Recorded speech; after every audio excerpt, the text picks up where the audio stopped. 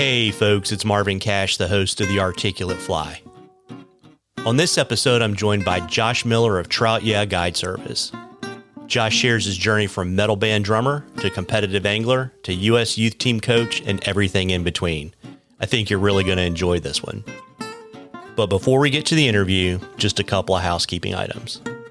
If you like the podcast, please tell a friend and please subscribe and leave us a rating and review in the podcatcher of your choice. It really helps us out. And as we continue to create and distribute more diverse content, you may want to consider downloading our iOS or our Android app. We organize our content by category so you can go straight to the content that interests you the most. The apps are free and the links are in the show notes. Alternatively, just search The Articulate Fly where you get your mobile apps. Now, on to the interview. Well, Josh, welcome to The Articulate Fly. Well, thanks so much for having me.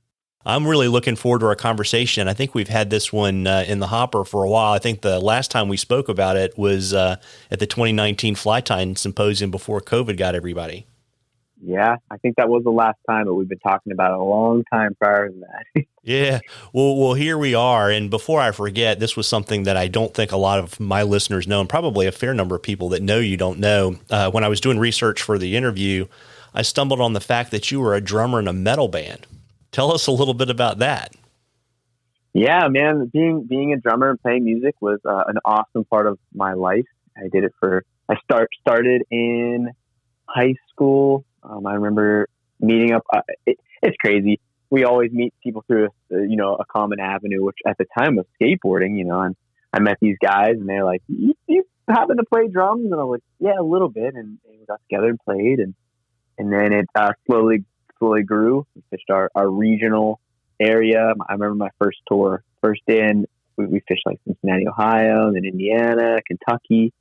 I remember first tour was on the weekend where I was supposed to graduate. I remember my wife saying at this time, I was with my wife actually still at that time, not married, but dating, of course. And I remember she saying, hearing my name, at graduation, I wasn't there. I was playing a show and who knows where, but slowly it grew and I got to travel around the country and, do some regional tours and then slowly became national tours and got to the point where I'd, come home for a week and then go for 30 days, come home for another week and go for another 30 days just around the United States.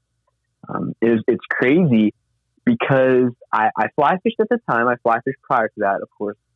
And I was the person who would book the tours. And I'd be like looking in, Denver, Colorado or Vail, Colorado. So I could go fish Gore Creek and, the Eagle River and, and fishing in Utah. And, I would start booking our tour dates around fishing. And for those who know usually where fishing might not be, a lot of metropolitan area with a lot of sands. And my band start realizing that and was like, hey, like, do you like fly fishing or do you like being in the band? And, it kind of got to a point where I was like, you know what? I think I like fly fishing more. And that's kind of how I slowly faded away from the band and became a fly fishing crazed nut. Yeah, I imagine your band buddies got a little irked when someone did a Toby Keith request. And they're like, dude, we're a metal band from Pittsburgh. Yep. When people ask what kind of music you play, I just say headache music because that's the best way to describe it. Just heavy metal, having fun. It was a good life. Yeah, and you had a record deal too, right? Yeah, we were signed to a record label. We did some CDs. We actually kind of, just for fun, put out like a vinyl too, which is kind of cool. And yeah, it was awesome, man. It was a good part of my life that I don't regret, and I'm happy I got to experience something in life that like think about it. I pull into down the road, come into the venue at Nashville or Pensacola or Orlando, and you see your band's name on the sticker, and you see 50 kids outside waiting or 100 kids in line. It's like that's just so cool. It's just a cool experience.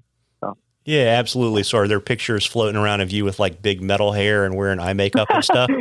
No, it wasn't quite that kind. But it's crazy, saying that. Like I have other, even one of my teammates is one of the best anglers out there. His name's Sean Crocker, incredible dude. He's like I was in '70s or '80s metal band too, one of those hair bands. That's so cool, man. It's cool to see all amount of fly fishermen play music. Yeah, very neat. And who are some of the drummers that influenced you? Well, I guess back when I was starting, there was a church friend. His name was Josh Jacobs, and his brother. I remember I'd go to his house and like go in the basement, and there's this beautiful drum set. And I remember my earliest days playing drums. I'd go and sit down on that thing, and it was just like the coolest. And he played in a metal band in Pittsburgh too, and I would go over their house to like listen to them play, and that was a big influence for me for sure. And there's another guy in the band. His name is Giuseppe, and he was definitely another big influence as well. So I definitely have some, I had to think about that for a minute, but yeah, I definitely have some cool influences, and they're good people too. Really nice quality, good people, and that helped too for a good influence. Yeah, very neat. And, and we've talked about this before, but, it seems that there are a lot of musicians that are also fly fishers. And I was kind of curious if you had any thoughts on why you thought you would find this overlap between musicians and fly fishermen. I don't know. Maybe the brain analyzes something different, or, maybe we're using a different proportion of the brain. Who knows? Maybe it's like some sort of hand-eye coordination, or, you think, I don't know. So, yeah, I don't know, but I do definitely know that there's a lot of fly fishing friends who have played, like my friend Joe, who works with me on our guide business. He was a guitarist for a lot of years. And my other friend Sam, who fishes with me a lot, he's a guitar player. Yeah, I definitely say that there's a lot of musicians who, maybe not signed musicians, but just hobbyists or people that like to play music. And don't you play music too? I used to. I don't anymore. But yeah, dude, I had the electric guitar in high school, played the piano, played the drums, played the clarinet. So I've done a little bit. Yeah, it's all good. But unfortunately gave it up to become supposedly a responsible adult. Isn't that how it goes? Yeah, it is how it goes. This is how it goes. Yeah. So, on the fishing front, you're a native Pittsburgher. What's your earliest fishing memory, Josh? Fishing, I remember as being a young guy. My parents would put me up in those streams in the north central Pennsylvania, fishing for our state fish with the brook trout. I remember my mom and dad, or just being with my dad and spending weekend after weekend after weekend just exploring those little streams off of a stream. We even call them drafts here in Pennsylvania, and I didn't even really know what that meant. But these streams that were so small and catching these little beautiful brook trout. Definitely spent a lot of my youngest memories and days doing that.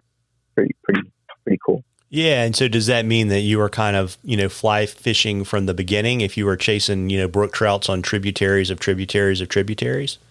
Yeah. My dad loved fly fishing then. We did do some spin fishing too.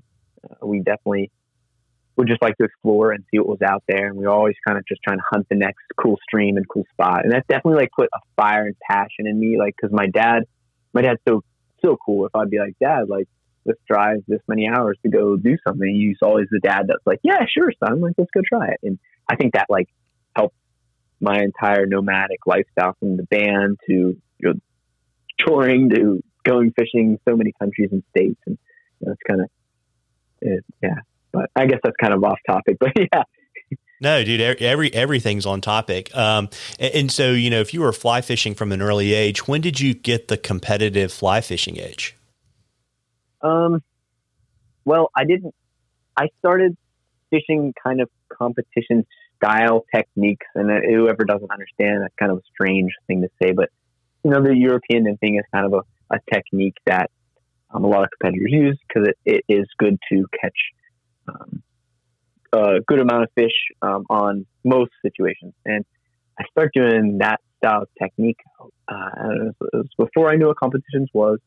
My uncle Donnie kind of reignited me with fly fishing and those techniques a long time ago. I remember I was pretty young, but I remember going with him and fishing some of those north central Pennsylvania, more wild brown trout. And he kind of got me reintroduced. But the first time I saw a fly fishing competition, there's a dude from Central PA. His name was Brian Doyle. Really, really nice guy. He kind of invited me to learn about it, and I was fishing on the Little J one time, a lot of years ago, and I saw a competition going on, and I was like, "Whoa, what is that?" And I kind of went up and they're like, "Hey, you want to like help?" And I was like, "I'd love to kind of see what's going on because it's kind of interesting."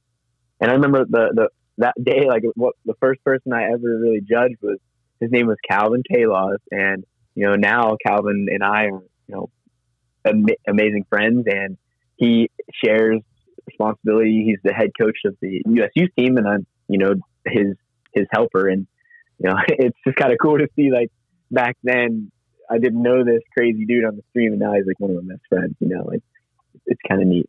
But that's kind of what like got me into the competition, kind of seeing that and learning, like, I saw this dude doing really well, and like he came over and was like, "Hey, look here, take these flies. This is what works, and this is what I'm doing." And it was like, wow, like these guys are good.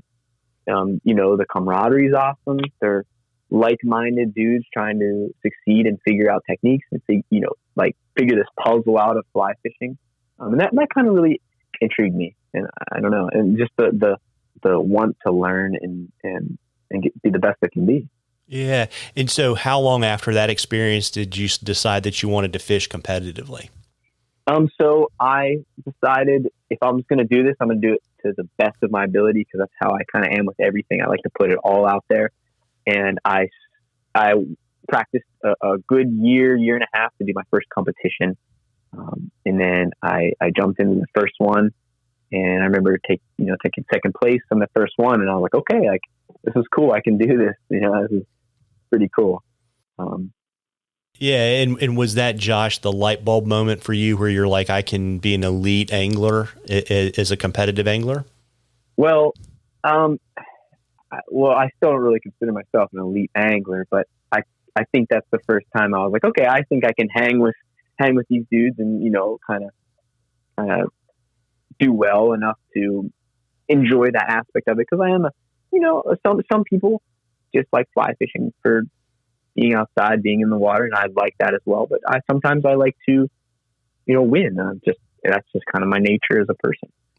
So I like to know that I was able to, and going in and doing well was kind of that fuel to keep on pushing forward. Got it. And so, it's funny too that you say this, because just as a footnote, folks, there are only 15 slots at any time on Fly Fishing Team USA. And Josh did a couple tours of duty, so he's being a little modest when he says he doesn't think of himself as an elite angler, because that's for sure elite. So I appreciate that. Oh gosh. I'm just, just trying to toot your horn for you a little bit there. So, as you were kind of building your toolbox as a competitive angler, what was the most difficult part of your competitive fishing game for you to perfect? Dude, that, like a lot of people would, be like, oh, what is it, like dry dropper? Or is it like, when a fish is doing this or that? Those all things are kind of come with time and are kind of, it's situational, and it's fishing. For me, the hardest part of my competitive game was my mental game. That was the hardest part for me, because I would get shook or upset or just flustered sometimes too easily or too prematurely, and then I would maybe forget my next step or my next series of what I wanted to do, and I think the mental game, when we break down kind of what as a competitor, what we're trying to do is, catch the most fish we can. But a lot of that isn't just skill. A lot of it is, I say it's 50% luck, 50% skill, and, 50%, I know it's 350s, but 50% luck, 50% skill, and, 50% technique. There's this third percentage of it that you obviously need to know what you're doing, but you also have to have a strategy and a good mind game, and you need to have luck too. So there's more aspects to it than just being good. Yeah, got it. And so once you started competing and accumulating points, how long did it take you to qualify for Fly Fishing Team USA? So Fly Fishing Team USA is a 2-year cycle. It was the first and second time I tried, I made Team USA both times. And there's some really good anglers out there, man. There's some really good dudes on that team, really good role models, and just people have inspired me to keep pushing, and they're very willing to share their knowledge, and it's good to be a part of a good group like that. Yeah, absolutely. And it's funny because I've interviewed or had been able to spend time with a lot of guys that have fished competitively, and, almost all of them talk about, how collaborative it is, which I think a lot of folks wouldn't think that being competitive would create a collaborative environment. Absolutely. Yeah. Yeah, absolutely. Competition is a weird thing. A competition, a lot of people cringe when they even hear that. Like, how can fly fishing be competition? It's supposed to be fun. Well, I enjoy that aspect of it. I enjoy the fun of fly fishing, but I also enjoy the fun of being in competing too. Some people like competing in chess. Some people like watching The Office. I like competing with fly fishing. That's just what I like. You know what I mean? But it's just weird because sometimes you hear competition and it just makes people kind of go, ugh, how that doesn't make sense. Yeah. But I just wanted to share that with people. That I understand both sides of it, and if it's done properly and done in love and conservation and respect, it absolutely can be beneficial for a lot of people and a lot of the regular anglers that don't compete too, because we learn a lot of techniques because we push ourselves to be the best in every situation. So you get a beat that's flat or beat that you're not used to fishing, we can push our brains and our abilities to figure out how to catch fish in those situations, and then that can be on the next podcast, and then your anglers are learning from it. So there's a lot you can get out of those things that some people might think are negative, or if that makes sense. No, it does. And, obviously you've competed a lot, not just for, qualifying for the team and being on the team and being around it after you were on the team. But, can you share a couple of really memorable competition moments and maybe, what you took away from them, whether it was something personal or whether it was a skill that you, or a solution that you put in your toolkit for the future? Yeah, my gosh, from the day one till, last time out, there's always something you learn. There's always those aha moments or like those groundbreaking moments. But once you kind of get, your technique solidified and you start catching, and you start getting to be decent at what you do, there might not be these like ground crazy, like, oh my gosh, like that technique, like the secret technique that made you catch a majillion fish. Sometimes all it is just a small percentage or a very little minute aspect that is that groundbreaking thing. And that's what a lot of people sometimes I don't think understand. It might just be the fly thinking at a different rate, or, a casting with a different rod angle, or, those little things sometimes is that huge aha moment. But if I could take away one thing, was never give up. That was probably what I would say was my biggest moment, was just never give up. Because there's so many times where in a competition or whatever, I look downstream and Michael Bradley's just smoking them to the net or whatever, and I'm just like, oh my gosh, I'm done, but you never know what's going to happen. You always just stick with it. You have fun. You make the most of it. If you can keep that attitude, if I could keep that attitude, just have fun, then I did well. It's whenever I push myself too hard or lose that fun, then it becomes what it shouldn't be to me. If I could just don't give up and just have fun with it, I would say that was kind of my biggest moment. Yeah, it kind of relates back to what you were talking about earlier, probably about how that probably helps you keep your focus, right? Absolutely. Yeah. Don't get shook. I'd hook a fish and, bring it right to my net and it'd fall off right that last moment. Or, I'd hook a fish and then lose my whole rig in the tree and then look downstream and someone had a fish in the net. And it's just like, you know what I mean? I remember this one time, oh geez, it was such a fun battle. There's this one time up on, I know can't say battle. It's a fun just session. I was up, we were fishing the national championship in, Lake Placid, New York. Awesome fly shop up there called the Hungry Trout. Really good dudes. If any of the listeners go in that area, absolutely stop and check out that fly shop. They were our host fly shop. We were fishing just behind the Hungry Trout there on the Asable. And I remember, man, every time I looked down, Ken Crane had a fish in the net, and Jesse Holler, one of the Orvis, awesome dude that works for Orvis, good friend of mine, he had a fish in the net. Man, I swear, but every time I'd land one, he'd land one, Ken would land one, I'd land one, Ken. So it was like, back to back to back. If you'd miss a fish, you drop behind one fish, and it was just so fun, just so cool. And I remember we each ended up, I think it was like, I won't say how many fish, but one had one more, one had one less. It was just like, back to back to back numbers. And it's just cool. You know what I mean? It's fun. I mean, it's just a fun time. Yeah, absolutely. And, I know kind of as you've kind of progressed and gotten away from fishing for the U.S. team that you're now the co-owner of Trout Yeah Guide Service. And, I know that you specialize in Euro nymphing. And I was kind of curious, after you were done competing, what made you want to start a guide service? To share definitely the techniques that I've been blessed to learn. I fish with, like I said, there's these amazing dude.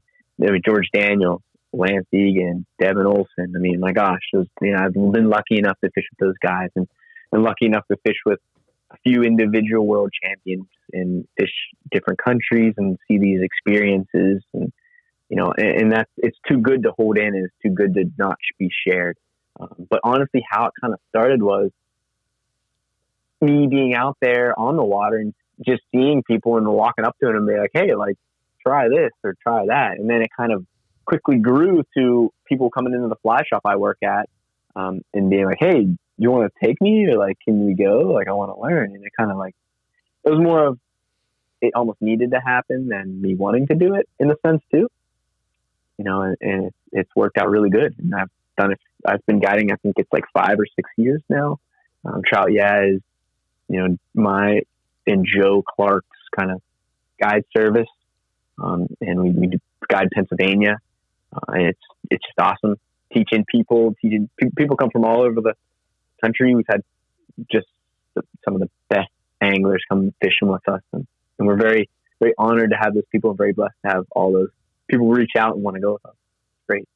Yeah, absolutely. And it's funny you say that, because I can literally, while you're talking, I can think of probably 6 to 8 guys that have guide services that are former competitors for probably exactly that reason. Yeah.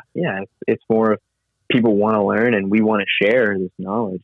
Like I said, it's too good to hold in. And, and that's part of doing the competition. Like I said earlier, you learn that you have taken so much from the river in a sense. The river has given you so much, you got to give back. And one of the ways to give back is giving back to people. And I think that's important. Yeah, very neat. And, even for, kind of mere mortals like me that don't competitively fish, and I don't Euro nymph all the time, can you kind of give folks a few ideas of some of the competitive elements that, an average angler should put in his or her fishing arsenal? Yeah, I think you're coming up with a game plan on your attack for that day. What are you going to do? Like I said, some people that's not in their book of wants. They just want to go and sit on the bank and, watch a fish rise, which is sometimes I like doing that too. But if if I'm fishing a new stream or something and my goal is to catch some fish, I might go in with, wanting to do this technique, and then, have a backup and then a backup to that. And so when do I switch, or when do I know what to do? I kind of let the fish tell me what they're doing. What I mean by that is I might make a drift to a fish and it doesn't eat, and then I change and the fish doesn't eat, and then maybe it eats on the 10th drift. And that fish told me something. It wasn't active. It didn't eat on my first drift. Maybe I needed to work for that fish more. So that makes me change my game plan so I can slow down and fish my water differently or whatever, and just, I think that kind of strategy is big. The second thing I think is understanding, where fish sit and reading water. It's hard to teach things like that. It does take a lot of time on the water. And what I tell people is, there's no better teacher, no greater teacher than just a fish eating your fly, you detecting the bite, you setting the hook and catching the fish. There's no greater teacher out there. The more you do that, the more that positive reinforcement with the technique. So when you do the technique right and you see that positivity come from it, then you really just grow and you start learning how the fish act and what they do. And, I don't know if that kind of answered the question. I kind of went off on a tangent, but you can tell I'm passionate about that. Yeah. Well, it's funny too that you say that, because I think too, one of the real challenges, particularly for those of us that don't get to fish as much as we want to, is, even if you fish the same water, if you're fishing it at different times of the year, it fishes completely differently. Right. Oh my gosh. Yeah. Yeah. I have a project we'll talk about later I'm working on, but I have like a photo of me fishing this run. And I like put where I caught the fish at the winter time. And then like in the summertime, I put the same photo and I put like spots where I caught the fish. And oh my gosh, like you'd be like, dude, they're just in those winter spots, the soft water. And then in the summer, they're everywhere. I mean, the fish can be caught anywhere. Yeah. It's crazy how they spread out, and but we're getting too deep down the rabbit hole there. Fair enough. We won't go any further there, but I can go too far. Yeah. So, I think a lot of people, when they think about Euro nymphing, think that like everything really revolves around strike detection. And I feel like, and you and I have had this conversation before, like I think of competitive anglers as like the Grand Prix drivers of fly fishing, right? And there's so much more than just driving the car. And I was wondering if you could kind of tease out some of those things for our listeners. Well, there's a lot. I mean, there's a lot, but it's also, once you kind of get the few things, it's like habit. I know we talked about habit recently. Once you get that habit down, it becomes almost second nature, a lot of the things. But yeah, strike detection is a big part of it, actually. Speaking of that, it's impossible at times to detect all the bites.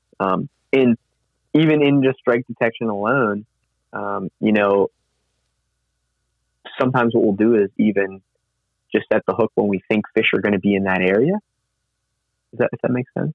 Sometimes we're like, a fish should sit there. Yeah, it's like fishing soft tackles and lifting right in front of the boulder, right? Yeah, exactly. Yeah, sometimes and there's everything you can go. So, for example, just picking that topic of strike detection, everything you could go like down that rabbit hole and down that. Okay, like hook setting. Like how do you set the hook? Do you use your arm? Do you use your wrist? When do you do what? Tippet size. Rod angles, weight of fly. There's so much to it, but it's not that much. I know it sounds like a ton, but once you kind of have your series of methods down and you get that confidence, which I think confidence is reading water and confidence and coming up with a strategy and having some decent, technique, you're going to catch fish. It's not that hard. Yeah. I mean, I think there's a lot of other stuff, where let's just say the average angler, doesn't need to be as efficient as a competitive angler, but there are things that you guys do that will allow someone like me to spend more time fishing. It's kind of like that old guide yarn where it's like, well, dude, if your rig's not in the water, you certainly aren't going to catch any fish. That's true. Right. And so like, I think I've talked to you before, like, for example, I think, Devin's put out a video at this point because so many people were interested in the way he rigs his net, right? Or the way you guys organize your fly boxes, or the way that you guys get good at just a few knots, right? Yeah. That type of stuff, right? So even, for example, when fishing's good and you're catching a fair number of fish, like kind of what you're saying about the net thing, if you're fishing 2 flies, one of those flies is getting tangled in the net. And if you can get away with fishing one, that's like, if you catch X amount of fish and it takes 15 seconds to untangle each time, or if that fish is eating that top fly and that bottom one's just wrapping heck around your leader, like, it might take 2 minutes. And if you do that 10 times, 10 fish, that's 20 minutes. But, if you're catching numbers, you can switch to 1 fly. You might not get any tangles at all. Just those little thought process. But even you asking me that, I take a lot of that stuff almost for granted and I don't even think about it. You know what I mean? And sometimes, in a way. Yeah, I do. But, like looking at like the way, you guys are very versatile, right? And so the kind of the backpack, chest pack, and then, I'm a huge fan of the golden trout lanyards, but like seeing that process, right? Where, for people that don't understand, they're really awesome. I'll drop a link to them in the show notes, but, lots of clips for, forceps, all that sort of stuff, but, magnets to hold flies. But then the great thing is it's got a flip open CNF fly box, right, where you can kind of pre-select what you want to fish.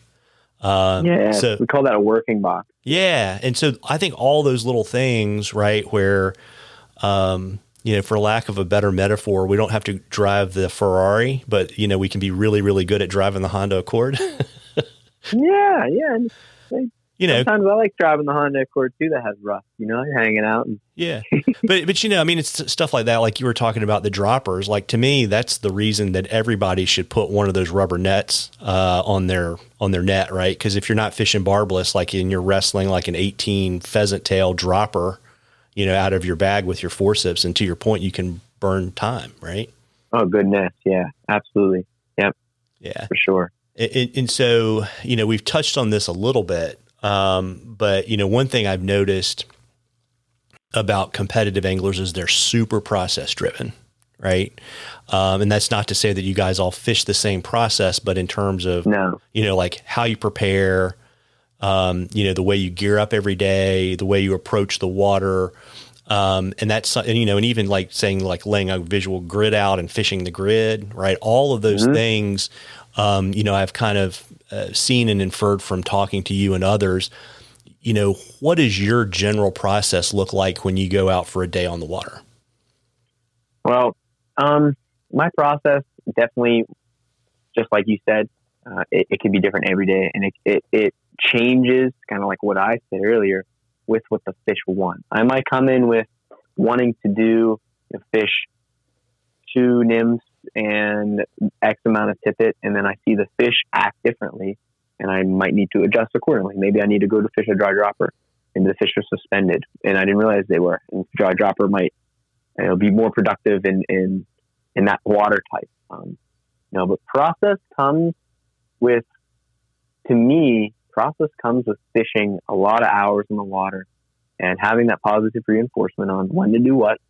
And a lot of anglers ask me the question, like, how do I become better? And that's kind of a part of what you're asking in a sense. And I always tell them, fish new rivers.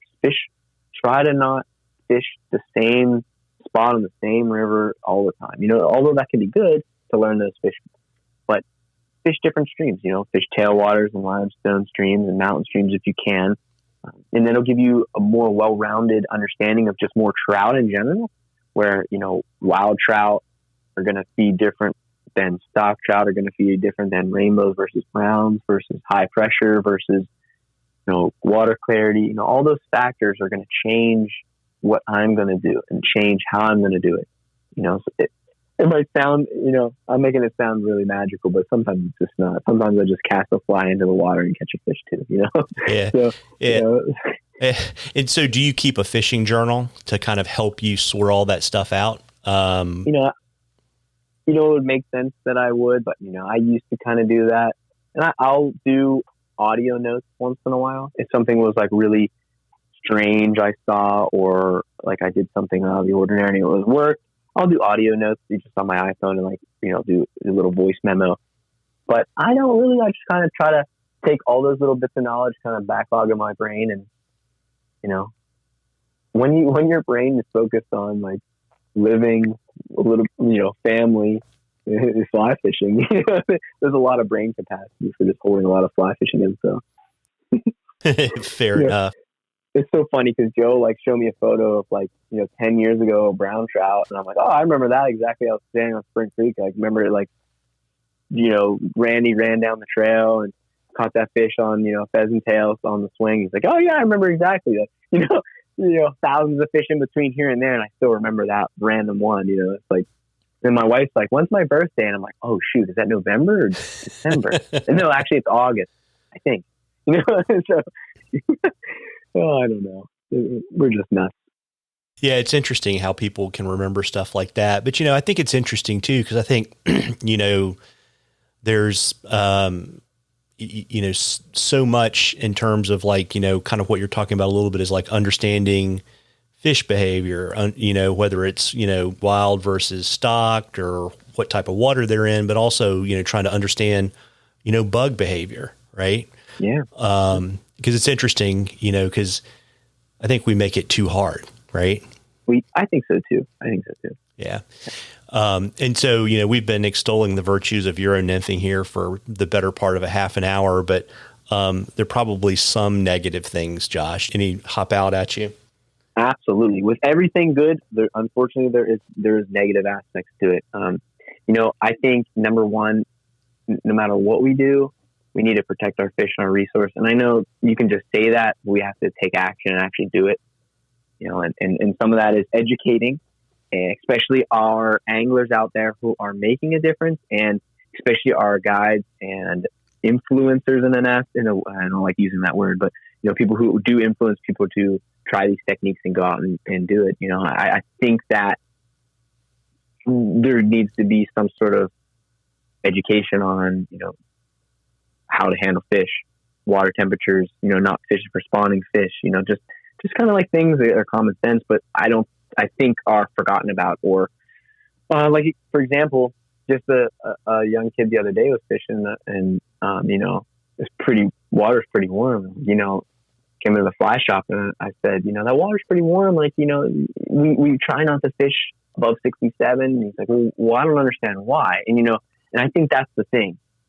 Just knowing that you can't fish at 67, maybe people kind of fluff that off. But then if they understand, that the water doesn't hold oxygen and those fish, swim away but might die later, and that might be like, oh, wow, like, okay, that makes more sense. Don't do it, And I think that with Euro nymphing, getting back to why I think Euro nymphing makes that even more of an issue is because the technique catches more fish. It just does. I mean, it's plain, it just catches more fish. So we have more fish being caught. That means more fish could be mishandled or could be, not cared for in the best of manner. And I think that, in doing so with great fishing technique comes great responsibility to take care of those fish. Yeah, absolutely. And I think, probably the next iteration on that is, for people not to blow other people up on social media and to try to help them understand. Cause I agree too. Yeah. I mean, I don't think, they're generally, I'd say more often than not, people are doing things just because they don't know. I think so too. I don't think it's, yes, I agree. And I do see that a lot of people, there's just too much meanness out there. I think teaching through example is better than being, just rude to people. We try not to be like that. We try to just love through our actions and show what we do through actions instead of just belittling people. I don't think that's very nice. Yeah, it's not conducive. Yeah. But all right, let's get off that. Let's move to something more. We're going to move on to the next positive thing. So, in addition to your guide service, you also co-host clinics across the country, and these are separate from the youth team clinics. And I know you just had one that just literally, I think, filled up in 48 hours. You want to tell folks a little bit about the clinics, kind of who they're for, and kind of the general format? Yeah, man, the clinics are cool. They are, let's just say, U.S. youth clinics for adults. I mean, we're just teaching kind of similar things that we teach, the young men that go over and, fish in world championships and have done very, very well. We're teaching, just not just Euro nymphing, but, techniques in that range to catch fish, and it's on the water. We're doing them in different states, and how we're choosing where we're doing them is we're just choosing the states that we can get guide licenses in, and they're not like crazy expensive, because some states are really expensive to get licensed. So that's kind of how we're choosing where we're doing it. We're doing the clinics. So our next one is in Connecticut.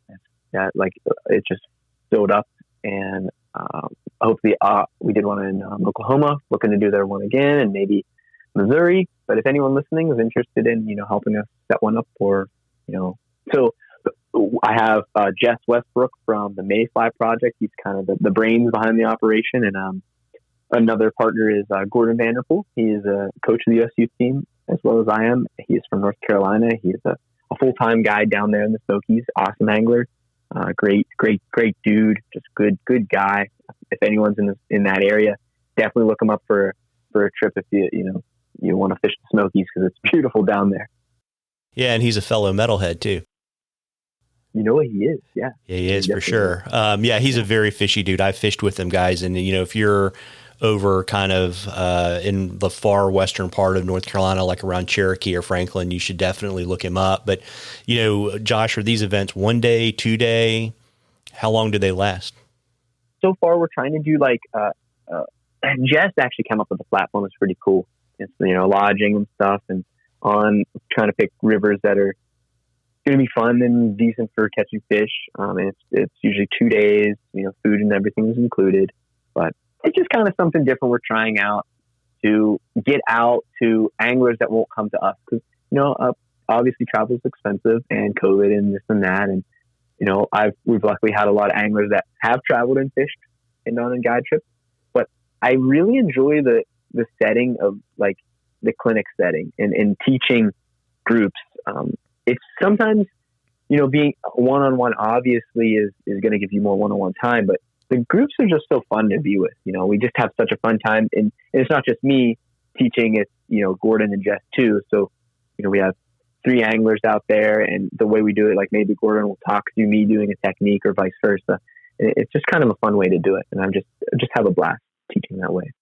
Absolutely. And so can you just kind of give folks kind of, we don't need the chapter and verse of the syllabus, but kind of what are you covering in those 2 days? A lot of urine emptying techniques and some dry dropper techniques. Just kind of figuring out the water and catching fish. Just our thoughts on it and how we do it and how we approach the water. And yeah. Got it. And it's simple. Yeah. And we've touched on it a little bit. So you're one of the regional coaches for the U.S. youth fly fishing team. And, I think there are 4 regional coaches. Is that right? 3. Yeah, I think 3. 3 or 4. Brian Kimmel, me, and Gordon, I think. Yeah. And so maybe on this one. Yeah. And so how long have you been involved with the youth team? I've been there, I think it was at least 6 years at this point. I'm not sure. Yeah. And so what do you do in your role as a regional coach? Well, I'm regional coach. What we'll do is, I'll help. So the head coach is Gordon, and we have a very nice, very, very hardworking board that works behind the youth team that just is incredible volunteers. And that's the thing. Everyone on youth, the coaches and instructors are all volunteer. We all just do this because we enjoy it. It does take up some time, but it's so awesome to be able to share this stuff with these kids. But okay, so responsibility wise, I am also the manager besides Calvin, but Calvin is the brains behind the operation. I'm not very good of a manager. I'm more of a on the water kind of teaching the kids. That's where my passion is. I can't keep my paperwork straight at home. I can't, but, so I'm more of the technique, let's figure stuff out, fishing, and couldn't do it without Calvin and Tucker and the other, the board. They are the backbone, Yeah, very, very cool. And so, for anyone who's listening, that's, I guess, 18, give or take, and under, or the parent of someone who's that age, who they think they might be interested in trying out for the team, what does that process look like? So what we do is clinics around the country before, and because of COVID, everything's still kind of, unfortunately, not normal. But we would do clinics in like New York, Pennsylvania, North Carolina, some out west, and what we do is 2-3 days of between 12 and 24 participants at these regional areas and the best water of the area, with some of the best coaches in the United States, like George will come help, Joe Humphreys, Bev Van Olsen, Michael Bradley, just I can name them forever, but these world-class world anglers teaching these youngsters how to catch fish. And I kind of got involved to teach technique, but there's way better than me out there that could teach technique. For me, it was more to kind of share more, share more than just fishing, share, how to respect your, nature, how to respect your fellow angler, how to respect your gear, just making these kids be, helping them to see, maybe someone they look up to be, a good role model and someone that they can, you know what I'm trying to say. Yeah, no. I mean, Give you them want good positivity, good reinforcement on not just fishing. It's more than that for me. You know what I mean? Yeah, no, it's using fly fishing as a way to kind of teach life skills, right? Yes. Yeah. And so did that kind of take some of the, I don't know if there was any pressure, but if there was any pressure kind of from going from you being a competitive guy to helping people become competitors, did that make it a little bit easier for you, or was it harder? Yeah, no, it's easy, man. I love every moment of it. I just love teaching and love being out there and sharing that passion for sure. And I hope that the people who have gone with me feels that way too after our days together. Very neat. And, I always ask all of our guests to share if they've got any, projects or news that they want to share with our listeners. Yeah, I'm really excited to I really haven't told really anybody. I was approached to work on my first attempt at a book, and I'm pretty excited about it. It's been a fun process, but it is challenging. It is hard to write a text. Okay, so I'll put you in a little bit of my brain here. How do I put the angler in the situation? Be able to write that, then be able to read that text and be in the situation and then understand the technique to be able to succeed. It's challenging, but it's really exciting. I'm excited to be a part of this, this challenge. And yeah, it's an honor actually. Yeah, very neat. And so you're working on that with Jay Nichols, right? Yeah. This was Stackable Books. Hopefully it'll come out in a little over a year. So yeah, I look forward to it, and I hope it goes over well and people enjoy my experience. Yeah, very neat. And can you kind of share kind of what part of competitive angling this deals with, or do you need to kind of keep that a secret for now? I'm not sure exactly how much I could say, but it's just going to be more of some techniques and maybe a little bit of experience, and hopefully people love it. Yeah, very neat. Yeah, so 2023 fly fishing show circuit, you're going to be the guy signing books. Maybe not signing, maybe hanging out. How about that? Oh, you better bring your Sharpie, dude. I'm telling you. Oh, no way. Well, listen, before I let you hop this evening, why don't you let folks know where they can find more information about your guide service and the U.S. Youth Team, and kind of the best way to catch up with you?